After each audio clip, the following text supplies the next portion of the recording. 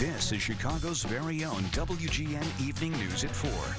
Hundreds of new lawsuits are filed against Sterigenics, claiming toxic emissions from the former plant in the suburbs caused cancer and other health issues. Hundreds of new lawsuits have been filed against Sterigenics, claiming emissions from the plant caused cancer and other health problems. WGN's Kelly Davis has been following today's developments. She's live in Willowbrook with more.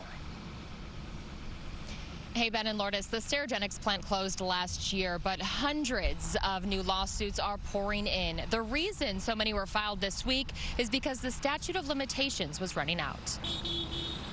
It's really a horrific thing for these people that have lived through this for years and years now. More than 700 new lawsuits have been filed against Sterigenics. The victims claim the toxic emissions coming from the Willowbrook plant caused cancer, miscarriages, and other health problems. I've walked into households where, it's not just one person who's afflicted with cancer. It's the entire household. Antonio Romanucci is lead counsel on these cases. He says hundreds of people never knew why their families were getting sick until 2 years ago. They did start finding out answers back on August 21st, 2018, when that report was issued, and they found out for the first time that Sterigenics, who was operating this plant in an industrial park in Willowbrook, was contaminating their residential neighborhoods. Sterigenics sterilized medical equipment and in doing so emitted ethylene oxide into the air.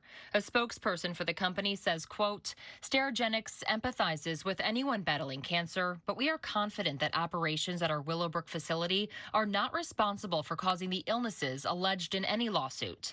As we have stated previously, we intend to vigorously defend against the plaintiffs' unfounded and meritless claims. Each of the 700 cases will be handled individually in court.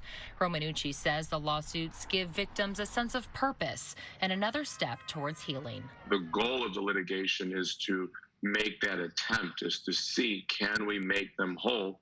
But we know that in this circumstance, even money can't make them whole, but it certainly can try. We can do our best. The initial 72 lawsuits that were filed a couple years ago are still pending. Attorneys tell me they are now in the discovery stage, so both sides have thousands of pages of documents to review.